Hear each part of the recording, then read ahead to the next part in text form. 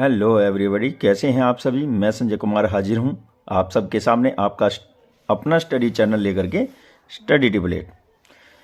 बहुत ही तीव्र गति से दिसंबर का मंथ जो है वो बीतता जा रहा है और आप लोगों की एग्ज़ाम नज़दीक आ रहे हैं।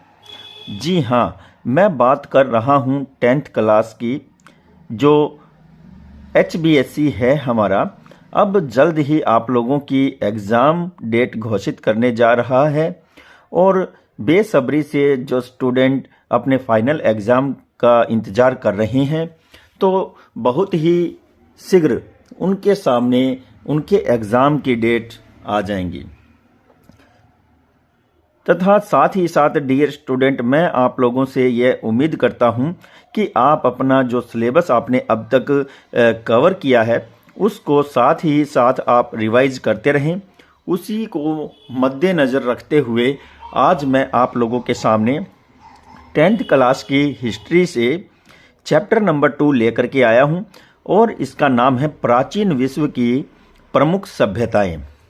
तो देखिए, इस चैप्टर में हम क्या जानेंगे कि हमारा जो ये संसार है, इसमें जो मुख्य या प्रमुख जो बड़ी बड़ी सभ्यताएं उत्पन्न हुई हैं, उनका विकास कैसे हुआ, किन क्षेत्रों में वो स्थापित होती हैं, उनका सामाजिक और राजनीतिक तथा सांस्कृतिक और इसी के साथ ही आर्थिक व्यवस्था उन सभ्यताओं के दौरान क्या रही होंगी, इन सभी को जानते हुए हम हमारे भारत के संदर्भ में भी पढ़ चुके हैं। जो हमारा चैप्टर नंबर 1 था, सरस्वती सिंधु सिविलाइजेशन। तो जब ये और सभ्यताएं अन्य विश्व के अलग अलग क्षेत्रों में पनप रही थी, तो उसी समय की बात हमारी जो सरस्वती सिंधु सभ्यता है उसके विषय में हमने पहले चैप्टर में पढ़ा है।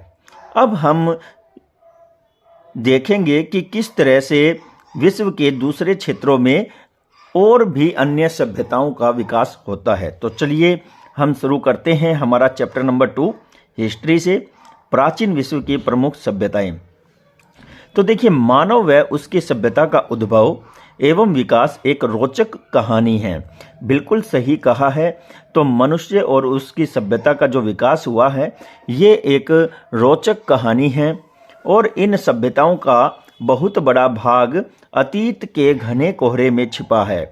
तो अतीत के घने कोहरे में छिपा है। कोहरा जो आप लोग सर्दी के मौसम में धुंध के रूप में देखते हैं, उसी का ही एक रूप है कोहरा, जिसमें विजिबिलिटी जो है वो नाम मात्र की रह जाती है।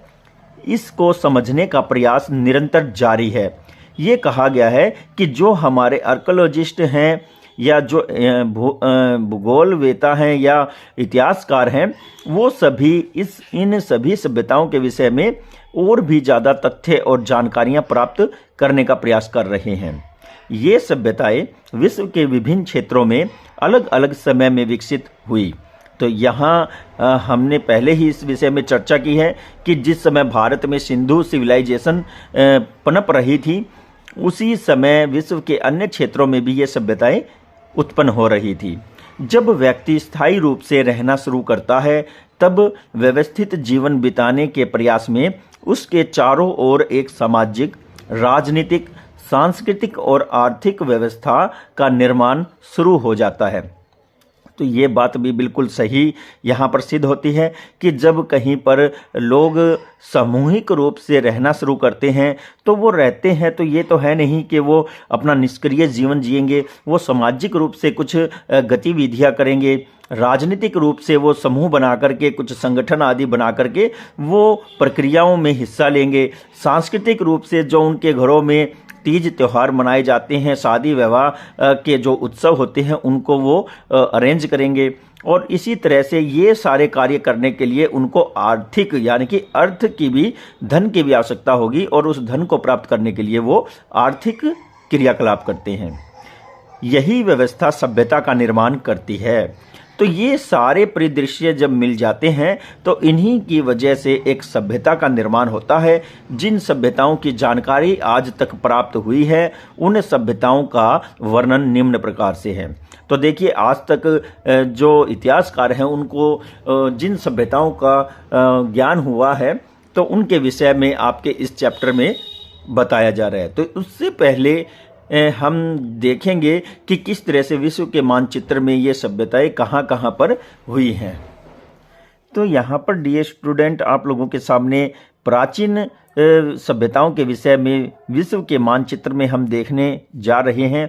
यहाँ आप जो गहरा कलर देख रहे हैं, ये भारत में सिंधु सिविलाइजेशन है। सरस्वती सिंधु सभ्यता यहाँ पर पनपी थी।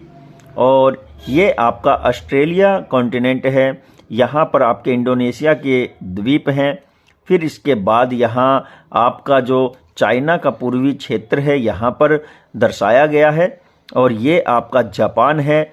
यहाँ पूरा ये एशिया का क्षेत्र आपको दिखाया गया है। और फिर यहाँ पर अन्य सभ्यताएं हैं जो असीरिया, बेबीलोन और मेसोपोटामिया की जो सभ्यताएं हुई हैं वो यहाँ हैं।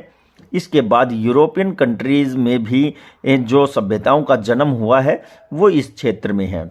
फिर अफ्रीकी महाद्वीप, इस क्षेत्र में भी बहुत सी सभ्यताओं का जन्म हुआ है। और साथ ही साथ यहाँ पर उत्तरी अमेरिका है। उत्तरी अमेरिका में ये क्षेत्र आपको दर्शाया गया है। यहाँ भी माया जैसी सभ्यताओं का जन्म होता है। और फिर दक्षिण अमेरिका है। दक्षिण अमेरिका में भी कई सभ्यताओं का जन्म होता है। तो आइए अब हम देखते हैं कि मिस्र की सभ्यता कहाँ पनपती है और इसके विषय में क्या कुछ तथ्य हमें प्राप्त हुए हैं। और अफ्रीका के उत्तरी छोर पर मिस्र सभ्यता का जन्म होता है। और यहाँ पर जो ये ग्रीन आपको शेड दिखाई दे रही है, ये है मिस्र की सभ्यता। इसके विषय में हम जानते हैं। मिस्र की सभ्यता के विषय में क्या कुछ हमें जानकारी मिलने वाली है। तो आइए डियर स्टूडेंट, हम इसके विषय में जानते हैं। मिस्र की सभ्यता का विकास लगभग 7000 वर्ष पूर्व हो गया था। तो इसने कहा है कि लगभग 7000 वर्ष पूर्व ही मिस्र की सभ्यता का विकास हुआ था। प्राचीन काल में मिस्र छोटे छोटे राज्यों में बटा हुआ था। लगभग 4000 ईसा पूर्व में ये राज्य संयुक्त होकर 2 राज्यों में संगठित हो गए थे। तो यहाँ पर क्या कहा गया है कि बहुत सारे छोटे छोटे राज्यों में बटा हुआ था मिस्र राज्य। और ये 4000 ईस्वी पूर्व क्या होता है कि ये सारे छोटे छोटे राज्य मिलकर के 2 बड़े राज्यों में गठित हो जाते हैं। पहला जो था वो था उत्तर मिस्र। देखिए यहाँ पर आपको दिखाई देगा, जो ये क्षेत्र दिखाया गया है, यहाँ पर एक मिस्र यहाँ है, साउथ मिस्र, और एक मिस्र यहाँ है, उत्तर मिस्र, है ना।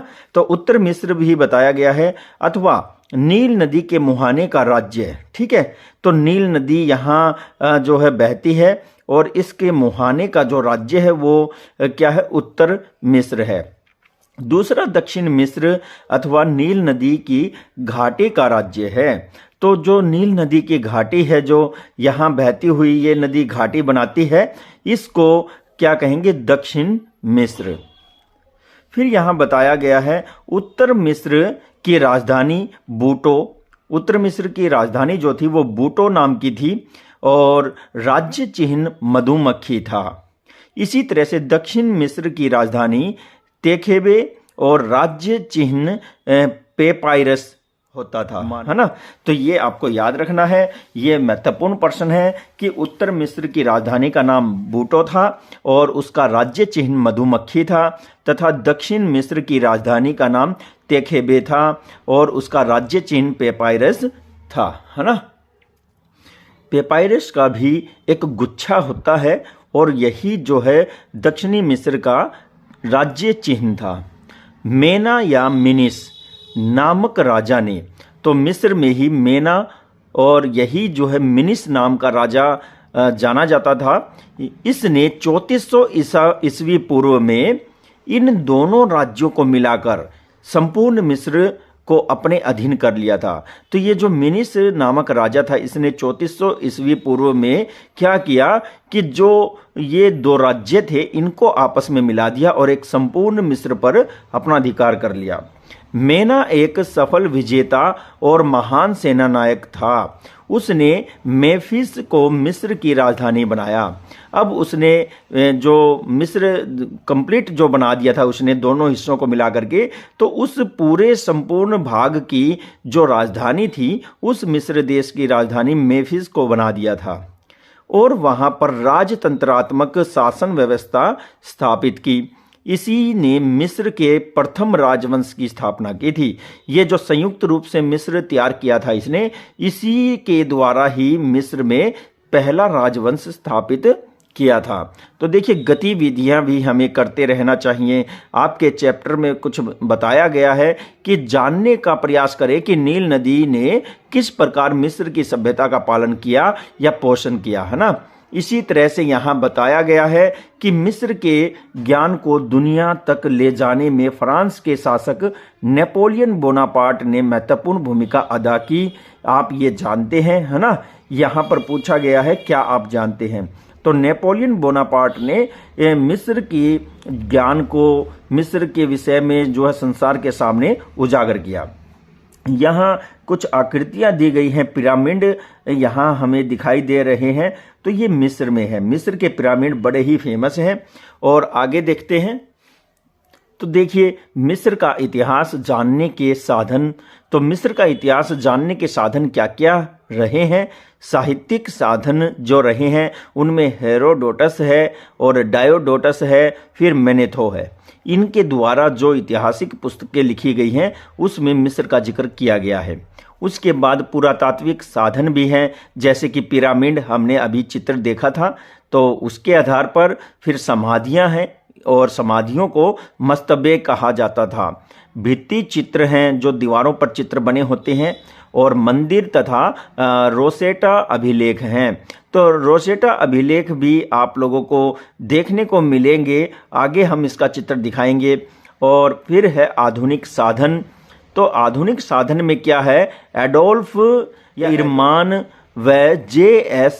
ब्रेस्टेड की पुस्तकें। तो ये जो और किताबों को लिखने वाले हैं, ऐतिहासिक पुस्तकें जो लिखने वाले हैं, उनकी किताबों से भी हमें मिस्र के विषय में जानकारी प्राप्त होती है। अब हम देखते हैं राजनीति, कि मिस्र में राजनीति रूप से कैसे गठित थी मिस्र की सभ्यता। तो मिस्र का राजा फराओ कहलाता था, है ना। तो मिस्र का जो राजा होता था ना, वो फराओ कहलाता था। फराओ न्याय और ईश्वर का प्रतिनिधि माना जाता था। मिस्र के राजनीतिक इतिहास को 3 भागों में विभक्त किया जा सकता है। तो मिस्र का जो राजनीतिक इतिहास है उसको 3 भागों में हम बांट सकते हैं। पहला है प्राचीन काल या पिरामिड युग, ये 3400 ईस्वी पूर्व से 2160 ईस्वी पूर्व रहा। फिर दूसरा है मध्यकाल या सामंतवादी युग, 2160 ईस्वी पूर्व से 1580 ईस्वी पूर्व रहा। इसी तरह से तीसरा जो था वो था नवीन काल या साम्राज्यवादी युग, 1580 ईसा पूर्व से 650 ईसा पूर्व तक ये काल रहा है। तो 3 कालों में इसको विभाजित किया है इतिहासकारों ने मिस्र के राजनीतिक इतिहास को। तो एक एक करके हम तीनों के विषय में जानते हैं। आइए, तो पहले हम देखते हैं पिरामिड युग। इस युग में 6 राजवंशों ने शासन किया। पिरामिड जो युग था इसमें 6 राजवंश हुए हैं जिन्होंने शासन किया था। इनमें प्रमुख शासक नरमेर, अट्टा, जोसर, अमहोटेप और खुफू तथा यूसर के काफ और खाफरे आदि थे। इन फराओं ने, ये सभी फराओ थे, फराओ जो प्रधानमंत्री को कहा जाता था, यानी कि राजा को कहा जाता था, प्रधानमंत्री नहीं, राजा को कहा जाता था मिस्र में, है ना। तो ये सभी फराओ थे। और इन फराओं के जो हैं विशाल पत्थरों के गगनचुंबी पिरामिडों तथा त्रिभुजाकार समाधियां। असलियत में क्या होता है कि ये जो पिरामिड है ये एक मिस्र सभ्यता के अनुसार ये समाधियां हुई हैं, है ना। जो उनके राजा होते थे, उनकी प्रमुख जो व्यक्ति होते थे, उनकी वो समाधियां बनाते थे, है ना। तो देखिए आगे बताया गया है, मिस्र की आधुनिक राजधानी काहिरा आधुनिक का मतलब है कि अब जो हमारी मिस्र का जो दृश्य जो देश है उसकी राजधानी बताए तो काहिरा है। को दक्षिण में मेफिस नामक नगर के पास आज भी 70 पिरामिड मौजूद है। तो मिस्र की जो राजधानी काहिरा है और उसके भी दक्षिण में मेफिस नामक जो नगर है, एक बार मेफिस स्थान को भी राजधानी बनाया था, है ना। तो यहाँ पर 70 पिरामिड आज भी मौजूद है। मिस्र में पिरामिडों को बनाने का श्रेय इम्होटेप को जाता है। इम्होटेप भी जो है राजा रहे हैं, जो तीसरी राजवंश के फराओ जोसर का वजीर था। जो तीसरा राजवंश था ना, उसका राजा का जो जोसर थे उसका वजीर था। इनकी रचना मिस्र के लोगों ने अपने राज्य और उसके प्रतीक फराओ की अनश्वरता और गौरव को अभिव्यक्त करने के लिए की थी। तो यहाँ पर ये जो पिरामिड दर्शाया गया है, यहाँ बताया गया है कि जो मिस्र का तीसरा राजवंश था उसका राजा जोसर, उसका वजीर जो था वो इम्होटेप था। तो इम्होटेप जो है इसका राजा था और उसकी अनश्वरता या गौरव को अभिव्यक्त यानी कि दर्शाने के लिए जो है इसका निर्माण किया गया। मिस्र के शासक सूर्य देवता को अपना इष्ट मानते थे। तो किसको वो अपना जो है इष्ट मानते थे? सूर्य देवता को। अतः उन्होंने सूर्य को प्रसन्न करने के लिए विशाल पिरामिडों का निर्माण करवाया और पिरामिडों के निर्माण का उद्देश्य धार्मिक पवित्रता थी। वे मानते थे कि जितने ज़्यादा पिरामिड बनेंगे वो पिरामिड बनने से धार्मिक पवित्रता हमारे संसार में आएगी। फिर आगे देखिए, लोगों को रोजगार देना भी इनका उद्देश्य रहा होगा। तो ये पिरामिड बनाने का, इतने बड़े बड़े जो पिरामिड बनाए हैं, इसका मेन उद्देश्य रहा होगा कि लोगों को रोजगार देना चाहते हों। अपनी संस्कृति को दीर्घायु करने का भी उद्देश्य रहा होगा और ये बनाने से वो सोचते होंगे कि बहुत लंबे समय तक वो अपनी संस्कृति को बनाए रख सकते हैं।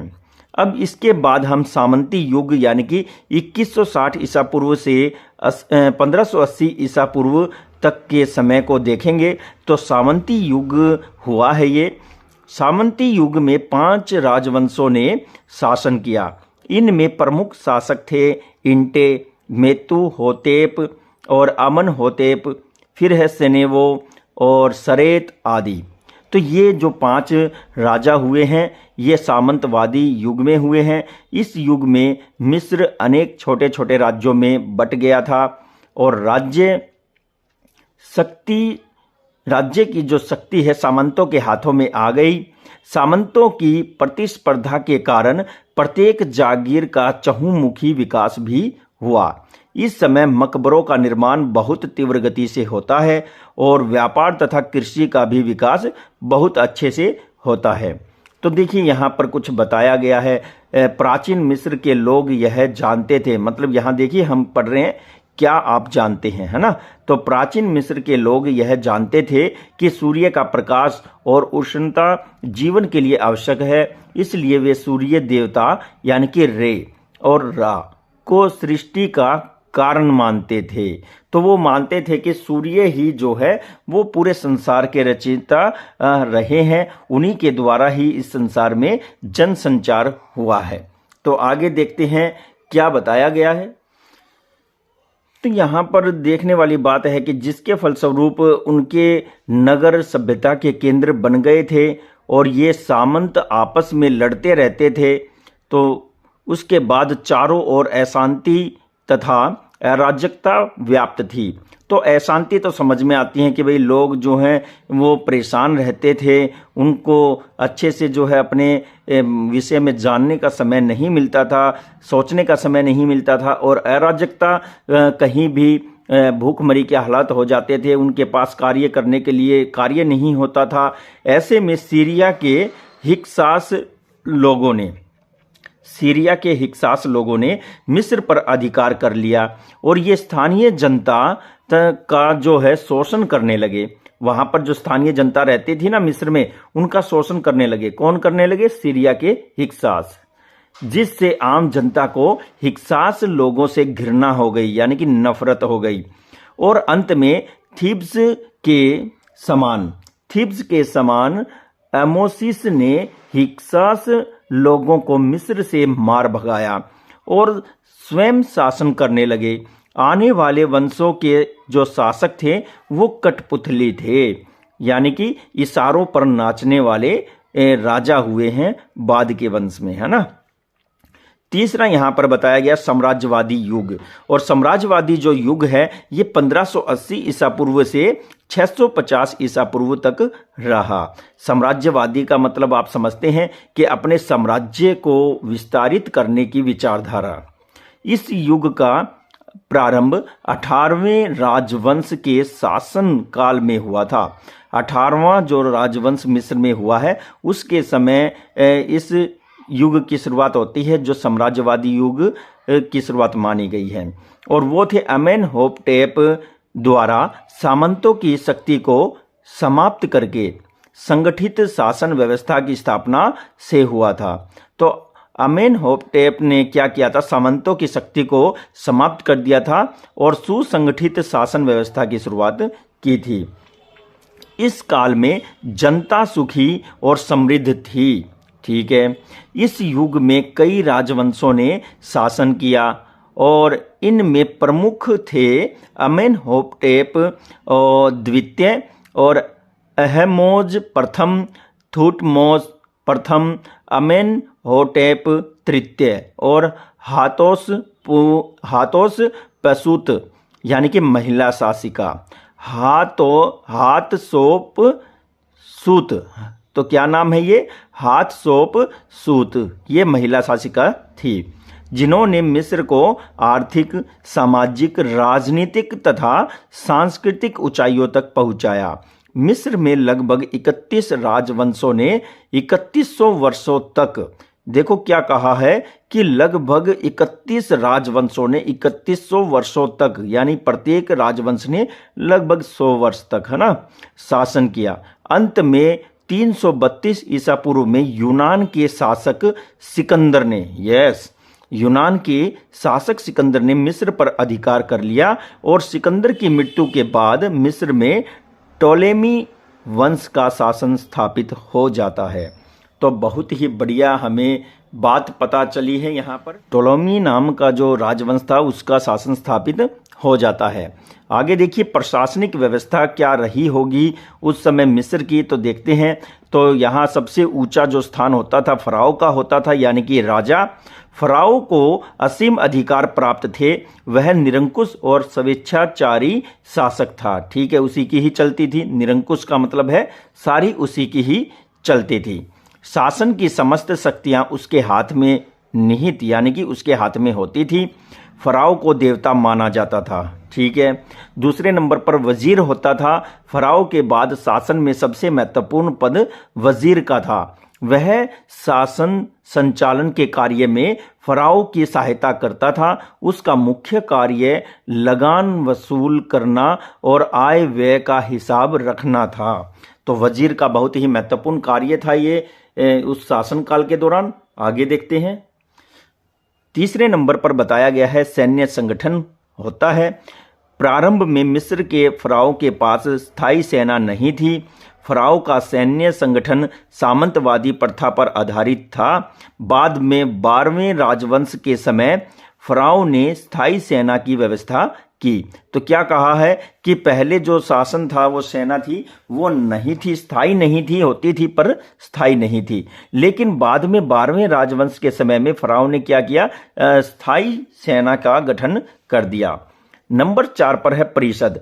फराओ के दरबार में वृद्ध दरबारियों की एक अलग परिषद होती थी। परिषद आपको पता है एक दल होता था जिसे सारू कहते थे। क्या कहते थे, सारू। सारू फराओ को परामर्श देती थी। तो यहाँ कोई लेडीज नहीं है, इस परिषद की वजह से ही यहाँ पर स्त्रीलिंग शब्द आया है कि परामर्श देती थी ये परिषद, है ना। फिर है नंबर 5 पे प्रांतीय शासन। फराओ ने शासन की सुविधा की दृष्टि से साम्राज्य को कई प्रांतों में विभक्त कर रखा था, यानी कि बांट रखा था शासन को अच्छे प्रकार से चलाने के लिए।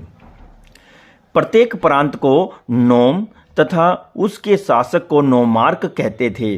नोमार्क की नियुक्ति फ़राओ द्वारा की जाती थी।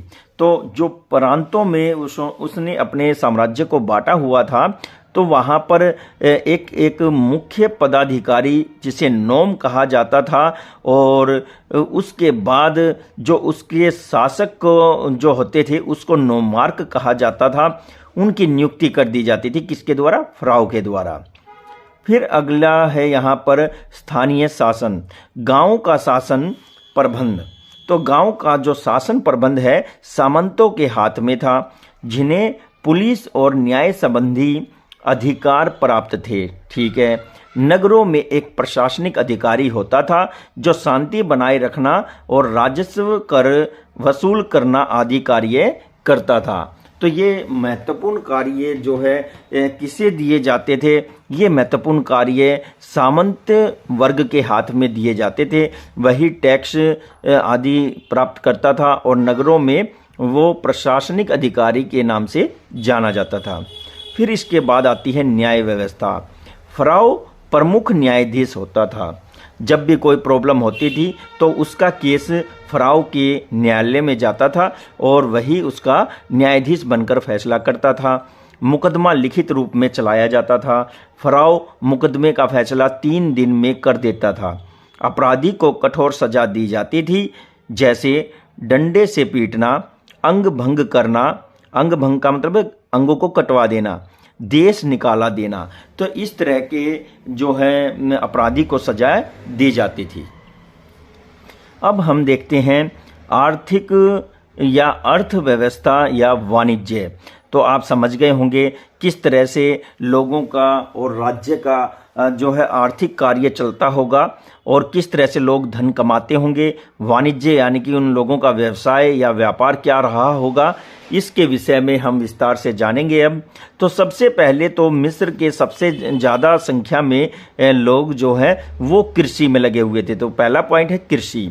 मिस्र एक कृषि प्रधान देश था। यहाँ की मुख्य उपज गेहूँ, जौ, कपास, सन और फलों में अंगूर, अंजीर एवं खजूर आदि थे।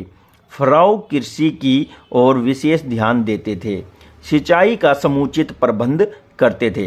तो यहाँ पर ऐसे ही जैसे आज की गवर्नमेंट भी बजट निकालती है, योजनाएं निकालती हैं किसानों के लिए और कृषि को ज़्यादा से ज़्यादा आगे बढ़ाने के लिए, ऐसा ही उस समय जो राजा होता था जिसे फ़राओ कहते हैं वो भी ऐसे ही कार्य करता था। अब है पशुपालन। तो पशुपालन के विषय में जानते हैं। मिस्र के लोग पशुओं को पालते थे। वे गाय, भेड़, गधा, बछड़ा, बंदर और मुर्गी आदि भी पालते थे। फिर इसके बाद वो उद्योग धंधे क्या करते थे, तीसरे पॉइंट में हम ये देखने वाले हैं। तो मिस्र के लोग अनेक प्रकार के उद्योग धंधों में प्रवीण थे। प्रवीण का मतलब है कुशल थे, है ना, यानी कि दक्ष थे। वे पत्थर काटने, गहने तथा बर्तन बनाने, तांबे तथा कांसे के हथियार बनाने और लकड़ी का फर्नीचर बनाने में भी कुशल थे। मिस्र के लोग नाव और जहाज के निर्माण में भी निपुण थे। मिट्टी के बर्तन बनाना और कपड़े बुनना वहाँ के महत्वपूर्ण उद्योग बन गए। तो मिट्टी के बर्तन भी बनाते थे, यानी कि कुम्हार जो हमारे यहाँ समाज में है वहाँ भी होते थे।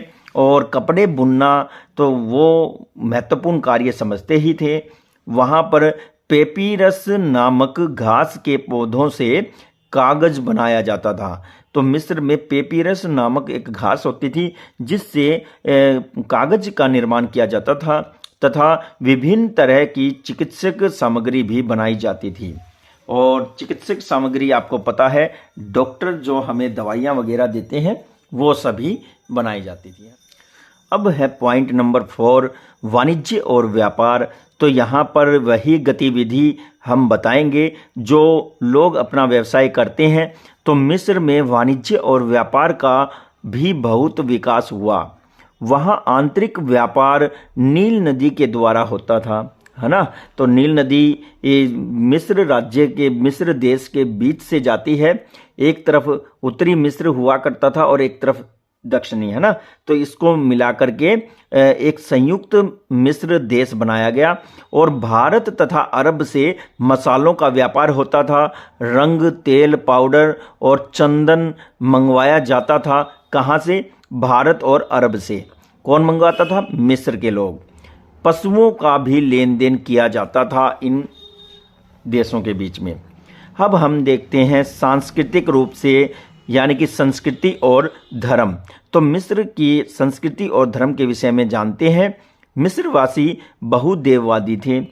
इसका मतलब है कि वो एक से ज़्यादा देवी देवताओं को मानते थे और प्राकृतिक या प्रकृति के विभिन्न रूपों की पूजा करते थे।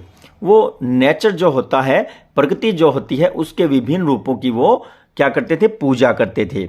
मिस्र में कुल मिलाकर 3000 देवता थे। 3000। मिस्र का सबसे बड़ा देवता सूर्य था, जिसे रे या फिर रा हमने पहले देखा है।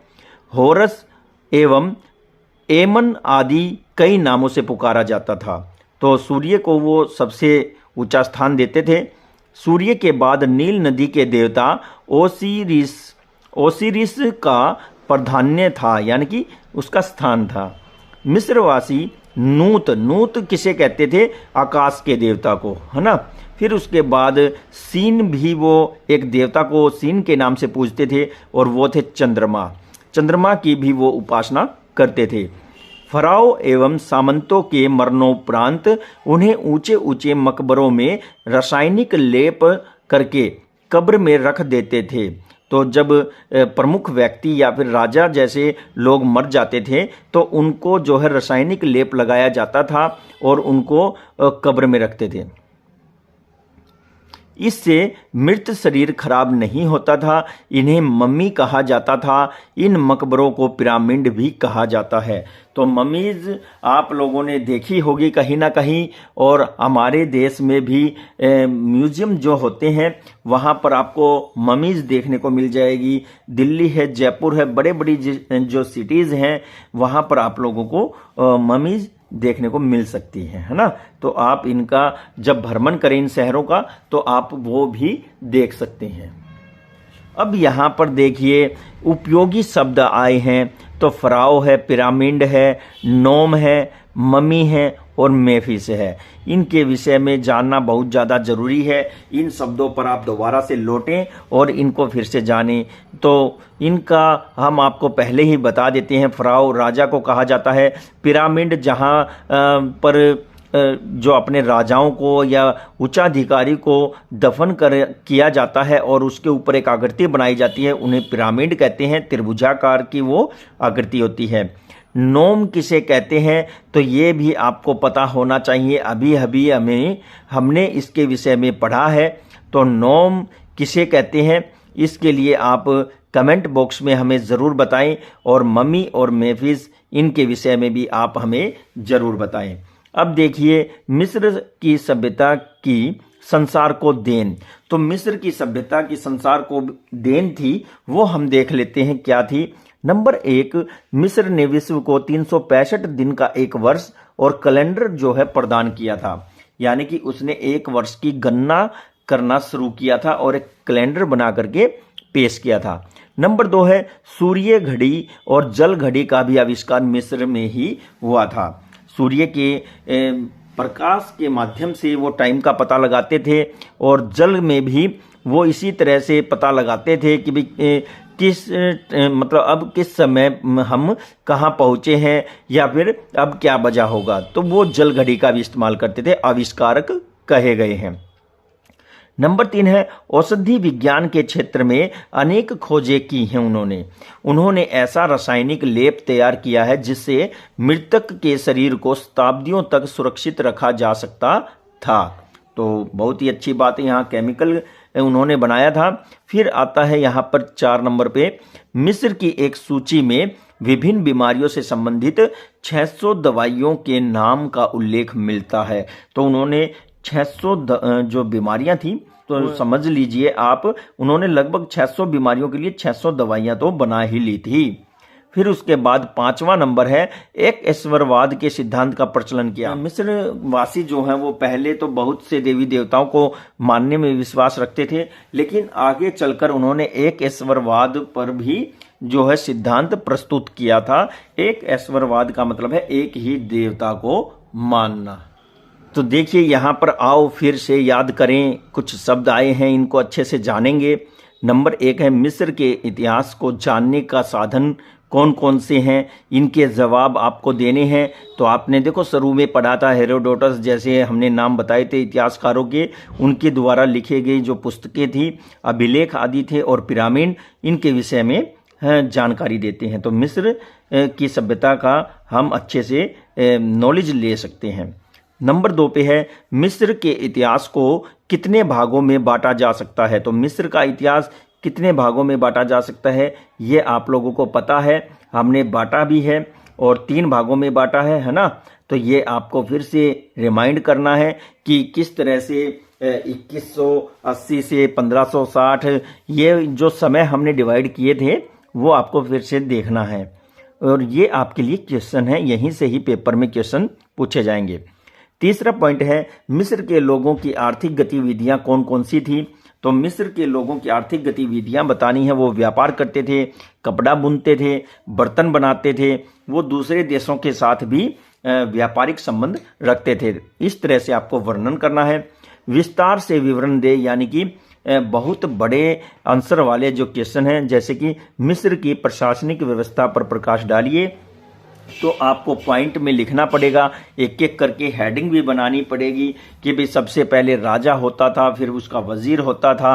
तो वहां पर एक एक करके जो है 6-7 आपको हेडिंग बना करके लिखना पड़ेगा। बहुत ही बढ़िया ये क्वेश्चन रहने वाला है। यहाँ से एक क्वेश्चन आपका एग्जाम में जरूर आने की संभावना है ना। फिर इसके बाद है मिस्र की संसार को देन क्या थी। तो मिस्र के संसार को क्या देन थी वो हमने अभी थोड़ा ही समय हुआ है और वो देखी है, आप लोगों को बताई है। तो क्या क्या देन थी ये भी आपके लिए महत्वपूर्ण प्रश्न रहने वाला है। उन्होंने 365 दिन का वर्ष दिया, कैलेंडर दिया, और सूर्य घड़ी तथा जल घड़ी भी उन्होंने आविष्कार किया। फिर औषधि लेप भी बनाया जिससे सबको सुरक्षित रखा जा सकता था कई शताब्दियों तक। फिर 600 दवाइयों का निर्माण करते हैं वो, और फिर आगे चल के वो एक ईश्वरवाद का भी प्रचलन करते हैं। तो देखिए आओ करके देखें भी कुछ, यहाँ पर आपके लिए सहायक सामग्री है। मिस्र के प्राचीन नगरों एवं आधुनिक नगरों की सूची बनाकर उनकी तुलना करें। तो मिस्र के जो प्राचीन नगर होते थे पहले और आज जो आधुनिक नगर हैं उनकी सूची बनानी है और फिर उनकी तुलना भी करनी है। फिर नेक्स्ट पॉइंट में बताया है मिस्र के मानचित्र पर वहाँ के व्यापारिक नगर अंकित करें। तो विश्व का मानचित्र ये आपके एग्जाम में पूछा जा सकता है, मानचित्रात्मक ये कार्य है।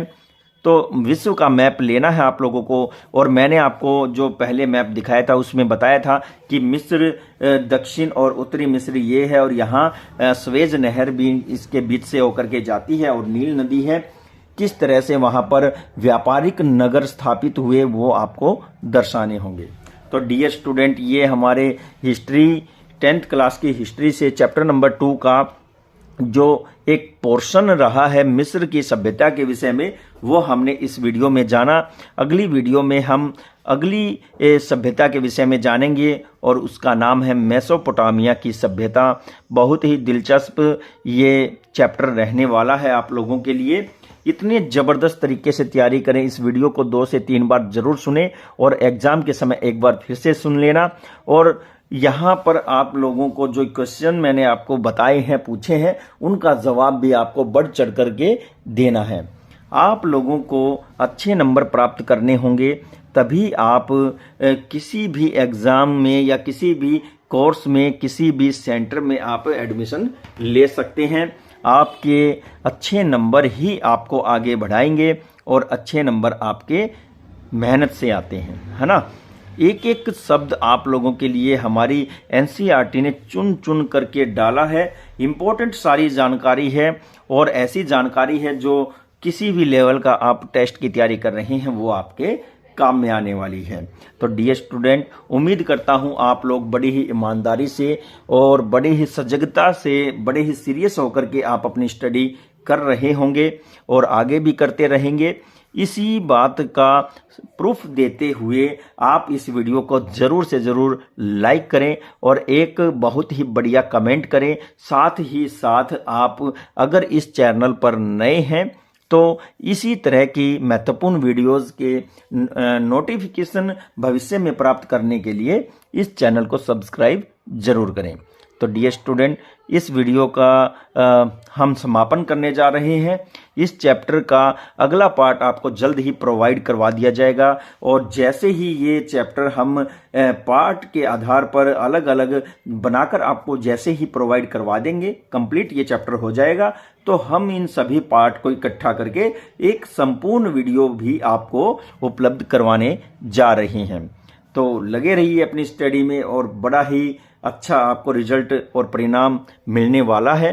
तो दीजिए तब तक मुझे इजाज़त। नमस्कार, जय हिंद।